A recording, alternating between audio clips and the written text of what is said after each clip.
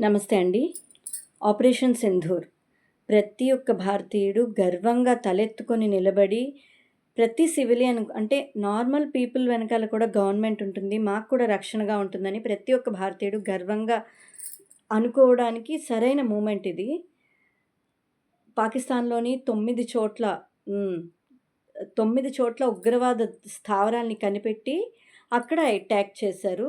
అలాగే సివిలియన్స్‌కి గానీ, లేదా వాళ్ళ ఆర్మీ క్యాంపులకి గానీ ఏమాత్రం లాస్ జరగకుండా, కేవలం ఉగ్రవాద స్థావరాలని ఖచ్చితంగా మనకేదైతే తెలుసో, దాని మీదే గురిపెట్టి వాళ్ళని అంతమొందించారు.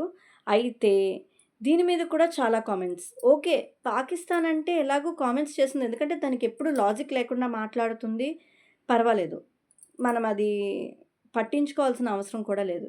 కానీ మన దేశంలోనే ఉంటూ, మన సొమ్ము తింటూ మీన్స్ మన ఎకనామీ బాగా వాళ్ళని స్టార్స్ చేసి, స్టార్స్ ఫీలింగ్‌తో ఉన్న వాళ్ళందరూ చాలా జాలి హృదయం చూపిస్తారు. ఎందుకో నాకర్థం కాదు. అది చెప్పాను కదా! నాకు అనిపించింది ఏదైనా నేను షేర్ చేసుకోవాలనుకోని ఈ ఛానెల్ స్టార్ట్ చేశానని.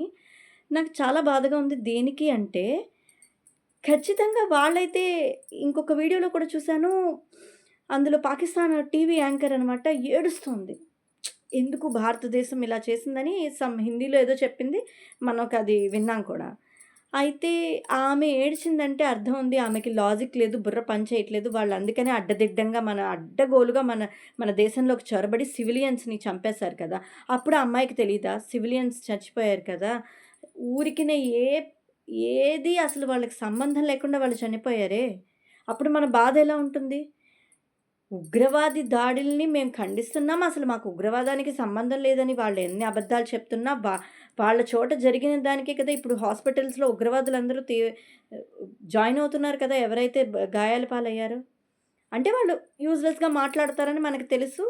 హాస్యాస్పదంగానే ఉంటుంది. మనకు తెలుసు. ఓకే. మనం వదిలేసాం. కానీ మన దేశంలో ఉంటూ, మన సొమ్ము తింటూ, మనకే వెన్నుపోటు పొడిచేలా మాట్లాడితే ఎలా ఉంటుంది? దయచేసి ఇలాంటి వాళ్ళందరినీ మనం ఎంకరేజ్ చేయడం మానేస్తే బావుంటుంది. సమ్ స్టుపిడిటీ ఏంటంటే నేను కూడా మూవీస్ బాగా ఇష్టపడతాను. మూవీస్ చూస్తాను. ఆ మూవీస్‌లో చూసిన వాళ్ళే. నేను ఇష్టపడిన వాళ్ళే.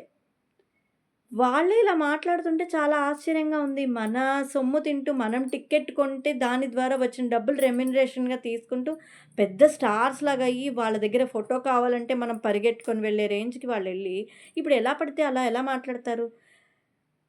అసలు ఒకళ్ళేమో వాటర్ వాళ్ళకి ఆపకూడదు అంటారు.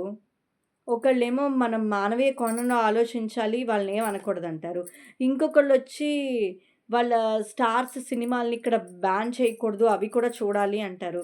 ఏం మాట్లాడుతున్నారు ఇవంతా? ఇదంతా యూజ్‌లెస్‌గా అనిపించట్లేదా? మన మీదకి ఎవరైనా వస్తే మనం ఇలాగే ఊరుకుంటామా?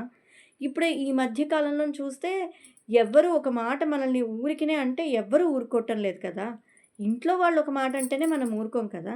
మన దేశం మీదకొచ్చి ఎలా పడితే అలా వాగుతుంటే మనం ఎలా ఊరుకుంటాం? ఖచ్చితంగా ఊరుకోకూడదు కూడా.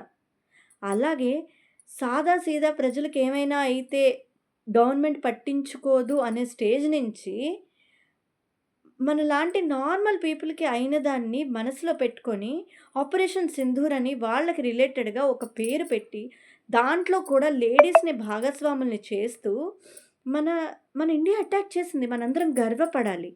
అందరూ రాజకీయాలు, కులాలు, మతాలు పట్టించుకోకుండా అందరూ ఏకతాటిన నడుస్తుంటే, ఇప్పుడు మనలో మాత్రం కొంతమందొచ్చి వాళ్ళదేదో విశాల స్వభావం, విశాలమైన హృదయం అన్నట్టు మాట్లాడటం ఇది సరికాదు. డిప్యూటీ సీఎం గారిని కూడా ఒక క్వెషన్ చేశారు. ఎవరో పాత్రికేయ మిత్రులున్నారు కదా! వాళ్ళు చేశారు. ఏమని? మనం గాంధేయవాదులం కదా! ఎన్నాళ్ళు గాంధేయవాదులమండి? ఎన్ని సార్లైనా మనము కొట్టించుకుంటే కొడతానే ఉంటారు. ఈ మధ్య కాలంలో మరీ దారుణమైపోయింది. మనం మెత్తగా ఉంటే మన వాళ్ళు అనుకున్న వాళ్ళే మనల్ని టార్చర్ పెట్టేస్తున్నారు కదా! అలాంటిది దేశం మీదకొచ్చినప్పుడు మనం ఊరుకోకుండా మనం గట్టిగా నిలబడగలమని మనం తెలియజెప్తేనే కదా! వాళ్ళు భయపడగలుగుతారు. గవర్నమెంట్ ఏదో ఇన్ని రోజులకి మంచి ఆలోచన చేసి వాళ్ళలో మేమేమి తక్కువ కాదని చూపించడానికైనా సరే ఇలాంటి పని చేసింది. దీనికి మనం సపోర్ట్ చేయాలి కదా! సో, ప్లీజ్ గవర్నమెంట్‌కి అందరూ సపోర్ట్ చేయండి. అలాగే మాక్ డ్రిల్స్ నిర్వహిస్తుంది ప్రతి చోట. అందులో విరివిగా కులము, మతము, ప్రాంతము, భాష కాదు. మనమందరం ఇండియన్స్. ఆ విషయాన్ని గుర్తుపెట్టుకొని గవర్నమెంట్ ఏది చెప్తే అది చేద్దాం. గవర్నమెంట్‌కి ఫుల్‌గా సపోర్ట్ చేద్దాం. ప్లీజ్ మనందరం భారతీయులం. ఆ విషయాన్ని మర్చిపోవద్దు. అలాగే ఎవరైతే సెలబ్రిటీలున్నారో దయచేసి వాళ్ళు కూడా ఇది మానితే బావుంటుంది. నా వీడియో వాళ్ళ దాకా చేరుతుందని నేను అనుకోవట్లేదు. ఒకవేళ ఒకవేళ చేరినా, చేరకపోయినా కూడా మీకెవరైనా తెలిస్తే ముందులాగే చెప్తున్నాను. కొంచెం వీడియో లెంత్ అయింది. ఏమనుకోవద్దు. నా బాధని నేను ఎక్స్‌ప్రెస్ చేయటానికి టైం ఇలా అవుతుంది మరి. టైమ్ టేకింగ్ అవుతుంది. మీకెవరైనా తెలిస్తే, మీకు తెలిసిన వాళ్ళైనా సెలబ్రిటీల దాకా అక్కర్లేదు. మీకు తెలిసిన వాళ్ళెవరైనా భారతదేశాన్ని అపోజిట్‌గా మాట్లాడినా, ఈ చర్యని అపోజిట్‌గా మాట్లాడినా, దయచేసి మీ మైండ్స్ ఉపయోగించండి. మనమే ఊరుకోలేం కదా! మనని ఒక మాట అంటే ఏకంగా దేశం ఓవరాల్ దేశం పైగా మనం గవర్నమెంట్‌ని నిందిస్తామా? పోనీ స్టేట్ గవర్నమెంటో లేదా మన పక్కన వీధిలో ఉన్న మనదేదో లోకల్ లీడర్ కాదండి. తీసుకెళ్ళి మన ప్రధానమంత్రిని ఎవరో అంటే వాళ్ళనెలా సపోర్ట్ చేస్తామండి? నాకర్థం కాదు. అందరం ఒక తాటి మీద నడిస్తేనే కదా! ఇలాంటి సందర్భాల్లో మనమంతా ఒకటని వాళ్ళకి తెలిసేది. జై హింద్, జై భారత్ అని చెప్పండి. అందరూ ఇండియన్స్. కులం, మతం, ప్రాంతం, భాష వద్దు. అలాగే లాస్ట్ బట్ నాట్ లీస్ట్ ఏంటంటే ఒక్క పాయింట్ చెప్పాలనుకుంటున్నాను. ఒక క్రిస్టియన్ నేను గర్వంగా క్రిస్టియన్ అని చెప్పుకుంటే మనం యాక్సెప్ట్ చేస్తాం. ఒక ముస్లిం మనం ముస్లిం అని చెప్తుంటే యాక్సెప్ట్ చేస్తున్నాం. అలాగే నేను హిందువుని, నేను హిందూ మతాన్ని గౌరవిస్తానంటే అది తప్పైతే కాదు. దయచేసి మన మతాన్ని గౌరవిద్దాం. పక్క మతాన్ని కూడా గౌరవించడం నేర్చుకోండి. మీ దేవుడు ఇలా, మీ దేవుడు అలా అని మా మొహాల మీద చెప్పకండి. కొంచెం హర్టింగ్‌గా ఉంటుంది. మాకే కాదు ఎవరికైనా ఇప్పుడు మీ దేవుడిది వచ్చి, మీ దేవుడు ఇలా, మీ దేవుడు అలా అని అనం కదా! సో, ప్లీజ్ అందరం ఇండియన్స్ మనందరం కలిసిమెలిసి ఒక చోట ఉండాలి అంటే కలిసిమెలిసి ఉందాం. ఎవరిని ఎవరు తోలనాడుకోవద్దు. ఎవరిని ఎవరు తక్కువ చూపు చూడొద్దు. ఎవరికి ఉండాల్సినంత జ్ఞానం, ఎవరికి దేవుడు ఇవ్వాల్సినంత జ్ఞానం వాళ్ళకిస్తాడు. సో, ప్లీజ్ దయచేసి అందరం ఇలాంటి టైంలో ఇండియన్స్‌గా మెలుగుదాం. ఇండియన్స్‌గా ఉందాం. జై హింద్. జై Bharat. We are all Indians. We love India.